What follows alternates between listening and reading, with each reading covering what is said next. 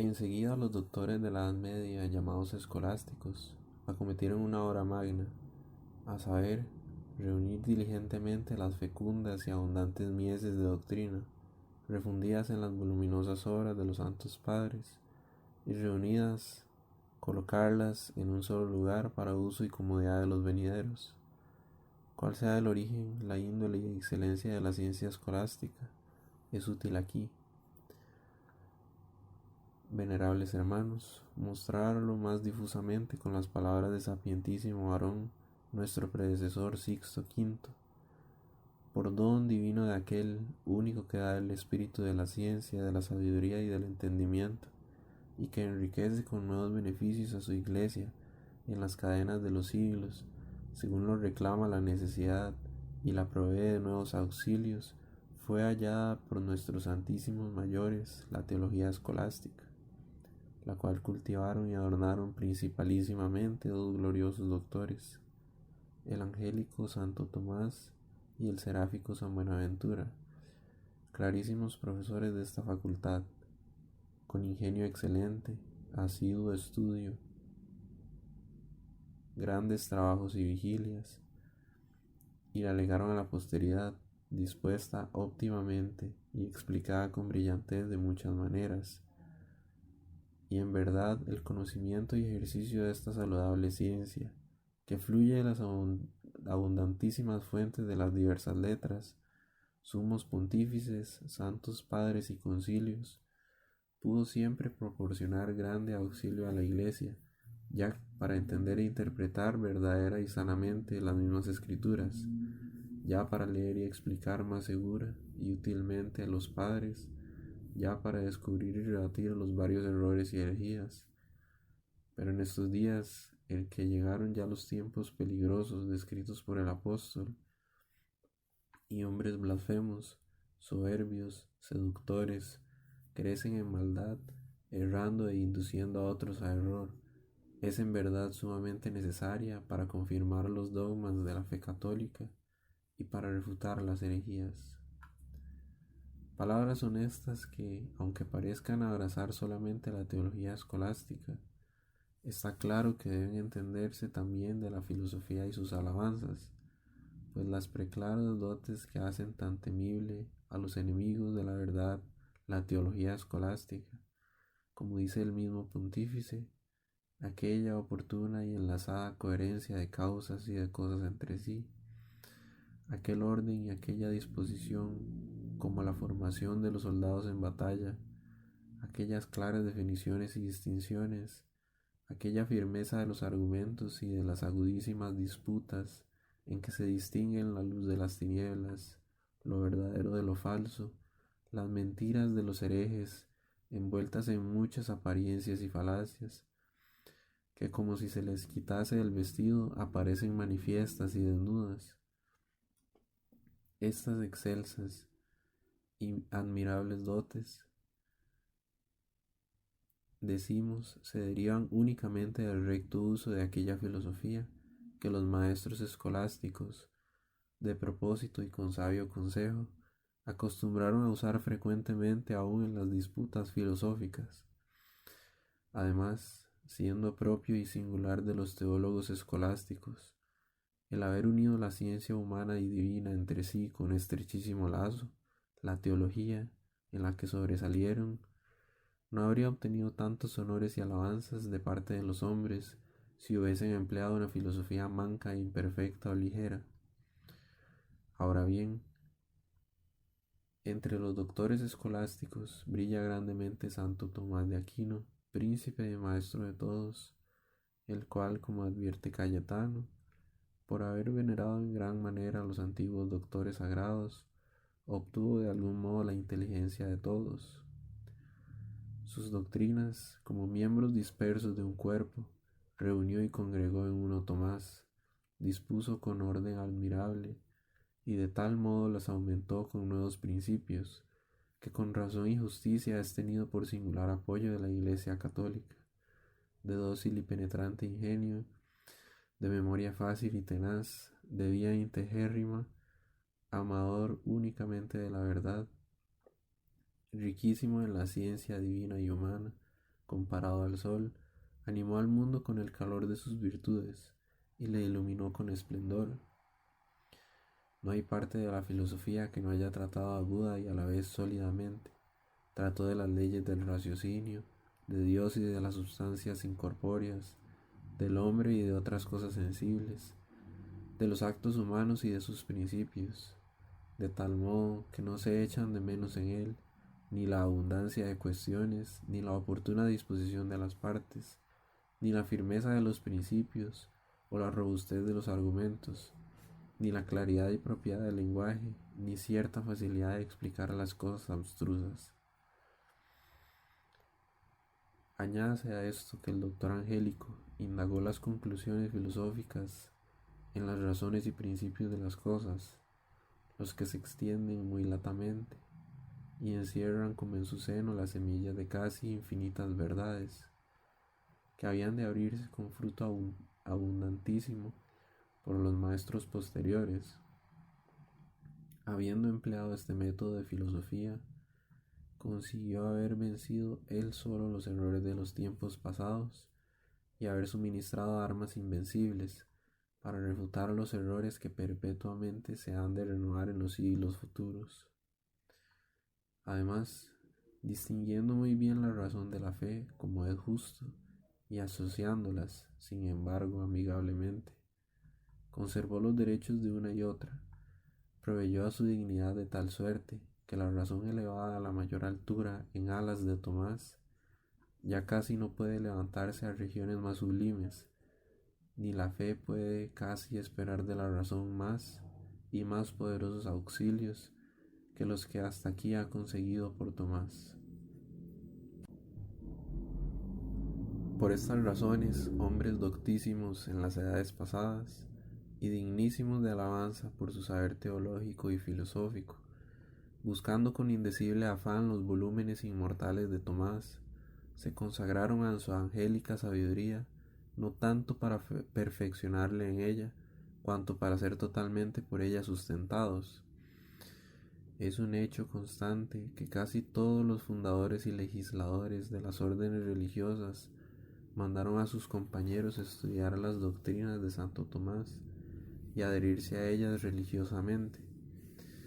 disponiendo que a nadie fuese lícito impunemente separarse, ni aun en lo más mínimo, de las huellas de tan gran maestro, y dejando a un lado la familia dominicana, que con derecho indiscutible se gloria de su sumo doctor, están obligados a esta ley los benedictinos, los carmelitas, los agustinos, los jesuitas y otras muchas órdenes sagradas, como los estatutos de cada una nos lo manifiestan. Y en este lugar, con indecible placer, recuerda el alma aquellas celebérrimas academias y escuelas que en otro tiempo florecieron en Europa, a saber, la parisiense, la salmaticense, la complutense, la duacense, la tolosana, la lobaniense, la patavina, la boloniana, la napolitana, la coimbricense y otras muchas. Nadie ignora que la fama de estas creció en cierto modo con el tiempo, y que las sentencias que se les pedían cuando se agitaban gravísimas cuestiones tenían mucha autoridad entre los sabios. Pues bien, es cosa fuera de duda que en aquellos grandes emporios del saber humano, como en su reino, dominó como príncipe Tomás, y que los ánimos de todos, tanto maestros como discípulos, descansaron con admirable concordia en el magisterio y autoridad del doctor Angélico.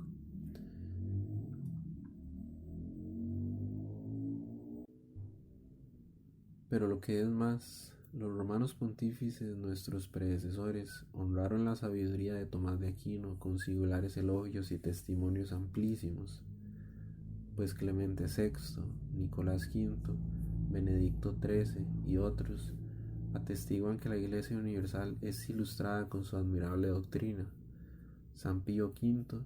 confiesa que con la misma doctrina las herejías, confundidas y vencidas, se disipan y el universo mundo es libertado cotidianamente. Otros, con Clemente XII, afirman que sus doctrinas dimanaron a la Iglesia Católica abundantísimos bienes, y que él mismo debe ser venerado con aquel honor que se da a los sumos doctores de la Iglesia, Gregorio, Ambrosio, Agustín y Jerónimo. Otros finalmente no dudaron en proponer en las academias y grandes liceos a Santo Tomás como ejemplar y maestro, a quien debía seguirse con pie firme. Respecto a lo que parecen muy dignas de recordarse, las palabras del beato Urbano V, queremos y por las presentes os mandamos que adoptéis la doctrina del bienaventurado Tomás como verídica y católica, procuréis ampliarla con todas vuestras fuerzas. Renovaron el ejemplo de Urbano en la Universidad de Estudios de Lovaina Inocencio XII y Benedicto XIV, y en el Colegio Dionisiano de los Granatenses. Añádase a estos juicios de los sumos pontífices sobre Tomás de Aquino el testimonio de Inocencio VI como complemento. La doctrina de éste tiene sobre las demás, exceptuada la canónica, propiedad en las palabras, orden en las materias, verdad en las sentencias, de tal suerte que nunca a aquellos que la siguieren se les verá apartarse del camino de la verdad, y siempre será sospechoso de error el que la impugnare. También los concilios ecuménicos, en los que brilla la flor de la sabiduría escogida en todo el orbe, procuraron perpetuamente tributar honor singular a Tomás de Aquino. En los concilios de Lyon, de Viena, de Florencia y Vaticano,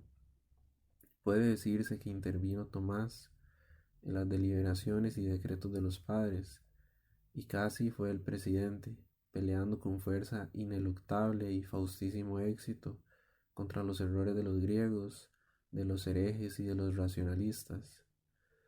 Pero la mayor gloria propia de Tomás, alabanza no participada nunca por ninguno de los doctores católicos,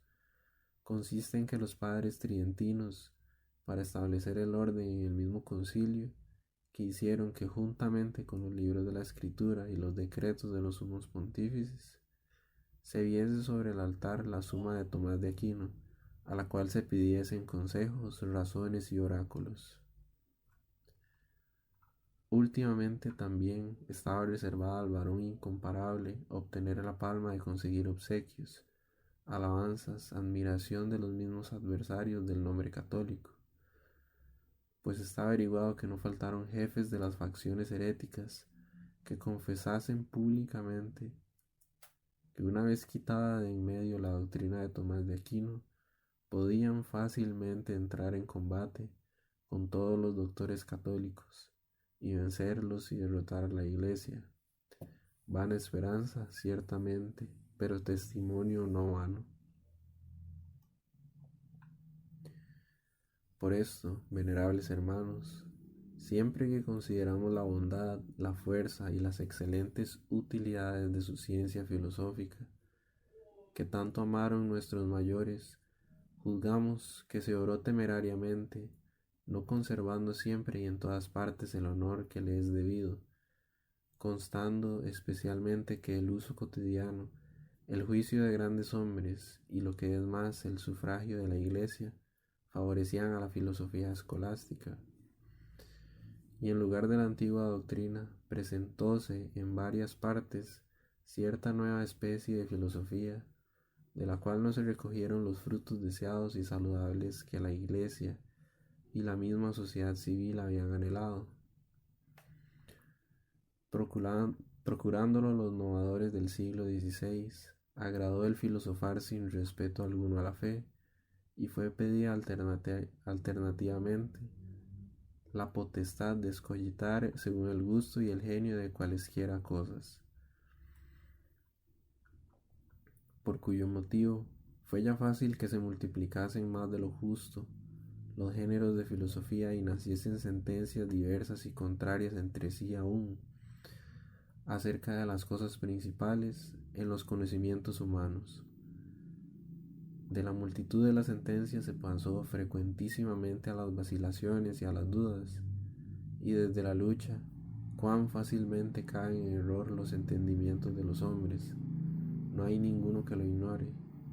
Dejándose arrastrar los hombres por el ejemplo, el amor a la novedad pareció también invadir en algunas partes los ánimos de los filósofos católicos, los cuales, desechando el patrimonio de la antigua sabiduría,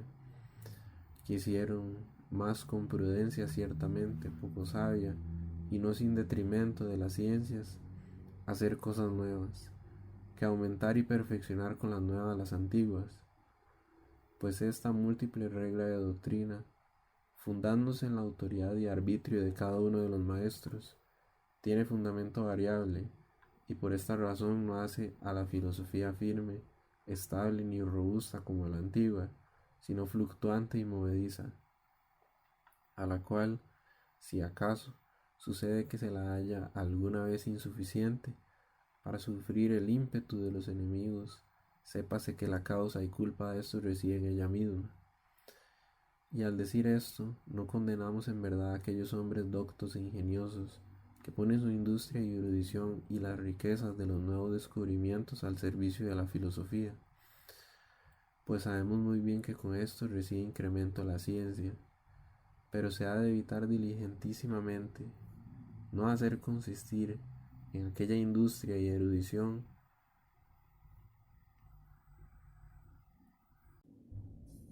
todo o el principal ejercicio de la filosofía. Del mismo modo, se ha de juzgar de la sagrada teología,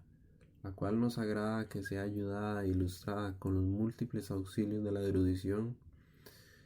pero es de todo punto necesario que sea tratada según la grave costumbre de los escolásticos, para que unidas en ella las fuerzas de la revelación y de la razón continúe siendo defensa invencible de la fe. Con excelente consejo, no pocos cultivadores de las ciencias filosóficas intentaron en estos últimos tiempos restaurar últimamente la filosofía, renovar la preclara doctrina de Tomás de Aquino y devolverla a su antiguo esplendor. Hemos sabido, venerables hermanos, que muchos de vuestro orden, con igual deseo, han entrado gallardamente por esta vía, con grande regocijo de nuestro ánimo, a los cuales alabamos ardientemente y exhortamos a permanecer en el plan comenzado. Y a todos los demás de entre vosotros, en particular, os hacemos saber que nada nos es más grato ni más apetecible que el que todos suministréis copiosa y abundantemente a la estudiosa juventud los ríos purísimos de sabiduría que emanan en continua y riquísima vena del angélico doctor. Los motivos que nos mueven a querer esto con grande ardor son muchos. Primeramente, siendo costumbre en nuestros días tempestuosos combatir la fe con las maquinaciones y las astucias de una falsa sabiduría, todos los jóvenes, y en especial los que se educan para esperanza de la Iglesia, deben ser alimentados por esto mismo con el poderoso y robusto pacto de doctrina, para que, potentes con sus fuerzas y equipados con suficiente armamento, se acostumbren un tiempo a defender fuerte y sabiamente la causa de la religión, dispuesto siempre, según los consejos evangélicos, a satisfacer a todo el que pregunte la razón de aquella esperanza que tenemos.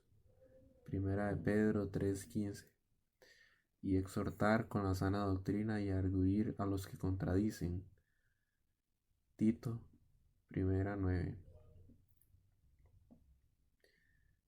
Además, muchos de los hombres que apartando su espíritu de la fe aborrecen las enseñanzas católicas, profesan que para ella es sólo la razón maestra y guía, y para sanar a estos y volverlos a la fe católica, además del auxilio sobrenatural de Dios, juzgamos que nada es más oportuno que la sólida doctrina de los padres y de los escolásticos, los cuales demuestran con tanta evidencia y energía los firmísimos fundamentos de la fe, su divino origen, su infalible verdad, los argumentos con que se prueban, los beneficios que ha prestado al género humano y su perfecta armonía con la razón, cuánto basta y aún sobra para doblegar los entendimientos, aun los más opuestos y contrarios.